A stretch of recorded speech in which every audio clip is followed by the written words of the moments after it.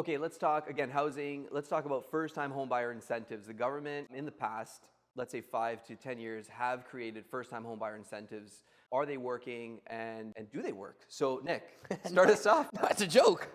It's literally a joke. They just put these things for, I mean, I call it a political play for your votes.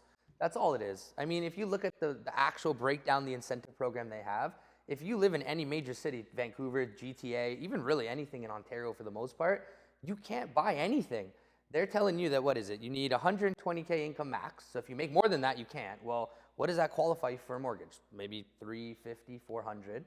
And then you're still gonna need the money to put down. So now you're talking what? You're still gonna have to come up with at least 5%. They're gonna match you. And where they catch you is their hands in the pocket. Because when your property goes up, guess what? They're not taking just the 20K they gave you. No, they want 5% of your new sale price. So all the money you put into the home, all the rentals over 10, 15 years, they're taking your equity with them. This is a shared equity program you're talking about. Do you agree, Anthony, with Nick? You said vote buying, it worked. They won the election. So, I mean, I guess it worked. But at the end of the day, so my experience is a little different because I'm with somebody who just opened up the first-time home buyer savings account. They're shoving money, bang, bang, bang, bang. However, we're a two-income household, so we can probably afford to do this. I get where you're coming from with the hands in the pockets. Is it bad policy or is it good business by the government? Government's a business. We all know that. So, I mean, are they going to work? Are a lot of people going to buy into it? Probably not. And I think that there's a lot of negativity around it from the standpoint of I don't want the government involved in my business, which I can respect somebody's opinion for that. I have a different experience with it. I'm with somebody who has opened up a first-time home buyer savings account. They want to reap the benefits of it. I said, that's fine. It's not my money. It's yours. You do whatever you want. We didn't have that stuff back when I started.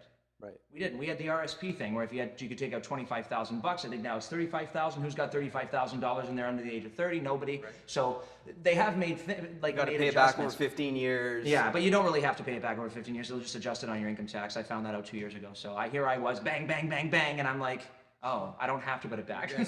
So quick stat on that: only half of Canadians actually repay on the first-time home buyer. That's bigger than the rest add it to their income. The rest actually pay income tax on it, rendering it really inefficient at the end of the day, right? Yeah. So on that first-time home buyer incentive program, what I found really interesting is that up until now, we're coming around the 5-year mark of this program, right? It's going to end in 2023, 24. It's been extended to 25. Okay, you know how many units have actually been? I could probably go off of a very low number, if any, if any. Okay. I'll tell you, essentially what it was is it's 20,000 units produced for 100,000 new homes was the goal. So it's essentially it was a 20% success rate. Okay. Okay. And in Ontario, your average purchase price was $360,000. So how many better than the rent control. How many first-time buyers are buying a house for $360,000?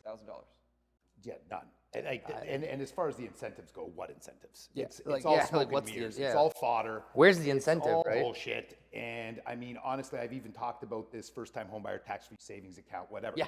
You have a tax-free savings Yeah, you already have. account. What do you need that one It's for? all it is another account where you can put a little extra more money in there, where the government has control of your funds. And secondly, getting the government involved in your home ownership. Oh boy. Fuck it, absolutely not. The government ain't putting their hands in my pockets, man. Like, that is one way of them saying, yeah, you know what, we're gonna take it. So their incentives. Even still, what's the incentive going to do for him if I can't afford the monthly payment? Yeah. Right? Like if you actually think about what's the first time, it's like $8,000, I think, is from the tax. So it's an $8,000 ceiling, okay? Yeah. Up to $40,000 you can borrow. Like right now, $8,000. It's kind of dangling a carrot, don't you find? I mean, what's the incentive? Kinda? And you think about it. How many with $8,000? Save. Prices are going to go up. They're not going to be able to afford a house anyways. It's a complete. Well, you also have to think of it, right? It's think vote of buying. cost of living, right? If you want to live in the GTA, let's call it, they're saying anywhere from, I'm not even going to use a real average. Let's say you make $100,000 a year. After taxes and everything, when you add that in there, what are you netting? Maybe 70, 65. Now you got to pay your rent, food, groceries, car, bills. How much money do I have left over to put into this $8,000 savings account? What am I going to do? $8,000 over 5 years? What's that, 40 grand? Great. What am I buying now? Nothing.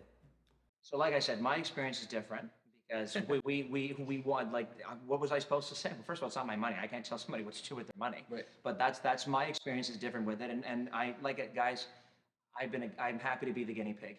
If you want to do a reevaluation of this when we buy our place, I'm happy to come on the show again and we can talk about whose hands are in whose pockets. The government's hands are always in your pocket. It's called property tax, called income tax. It's Jesus Murphy. They're there all the time. It's like, you know what I mean? Yeah. So whether the incentives work, I'm probably more on the side of Sean's, where are people going to be able to, and Nick's is, are people going to be able to afford to buy into this? Probably not. They're living in the GTA. The average rent is $30 a year. That used to be an income for people in this country. Now it's your cost of living per year just to rent a house. So, okay, so let me put one of you guys on the spot. Actually, Sean, I'll put you on the spot. If you were in charge, what incentive would you offer for first-time home buyers? That's a very good question, man. If anything, it's really hard to do it. I mean, is there a way to kind of gift a down payment or something? I mean, that's the only really true way you can really truly give them the free money. Yeah, it's interesting. It's interesting you say that, because I was actually thinking about this one the other day, funny enough, because if you actually break it down, okay, if you want to help us out, top us to 5, top us to 10, great. If you want to do that, then gift it, like you're saying, gift that 5, 10 over that period of time, then there isn't a payback. You're already paying property taxes, that's your payback.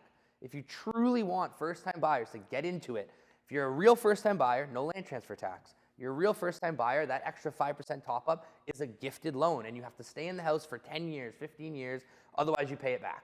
Something that will incentivize you to at least stay in the home you genuinely wanted funding and housing. Now, you're talking about just the cities and getting outside the city and this and that. Will encourage people that live in the city to move outside the city. A lot of people work from home nowadays. I don't know what the stat is, but a lot have gone from home. Wow. We'll start encouraging the Absolutely. Transit has to improve for that too. 100%. And prime example here in Niagara, you got the GO train, which is just dismal. Yeah. And it will become a thing, hands down, but they need to make it more convenient times, because driving from Niagara on the QEW, as soon as you get it's a disaster. It's getting worse. Well, look at it this way. If you want all the people from Toronto, just look at Eglinton. They built Dubai as faster than they built Eglinton right now. Like, it's crazy. The line, it's insane. Also, you may be able to help housing first-time home buyers without actually spending money doing it. One idea came about was, for first-time home buyers up to a certain age, let's say, maybe offer them a 40-year amortization, because they're younger. They have a longer time period to pay off their mortgage. 40, 50. Right. Yeah. So some countries have done that. What do you think about that, Anthony? Yeah. I'm all for it. If I could get a 40-year mortgage rate, sign me the up. Yeah. I don't care. I don't care if it gets paid off. That's a brilliant idea. Yeah. I think even with these high interest rates, that's the best way to extend the amortizations. And if you're a first-time buyer, 40 years your minimum. Right? If you're a genuine first-time buyer and you don't no cosign, you're trying to do it on your own. Don't charge them more from a rate perspective, because that's what's get happening. Rid of the CMHC insurance. Get rid of that fee that you're going to charge the first-time buyer, because that's adding to their mortgage. That's an extra 10, 15K. But when you break down your principal, that first year you just paid was the insurance premium. I don't care if the mortgage doesn't get paid off. That is such a stupid, antiquated way of thinking. Yeah. Because in 30 years, a $200,000 mortgage is going to be peanuts. Nona would not be happy with you saying but that. That's we're new school thinking. Yeah. Our parents were pay the house, pay. No debt. But wait, so we're this is called the meta perspective. So we're new school thinking. Yeah. This is the new school way of doing it. You got a $200,000 mortgage. It's education. You got a $200,000 mortgage on a $1.5 million property. I don't care about a $200,000 mortgage because I got $1.3 million in equity. Yeah. Well, I think it's the way you look at things, right? From an education, this goes back to education. Just like you said, we're going to do a whole show on education. Yeah, we're out to 40, but it's just teaching people how to be financial literate, because you're not going to be in this home for the next 40 years anyway.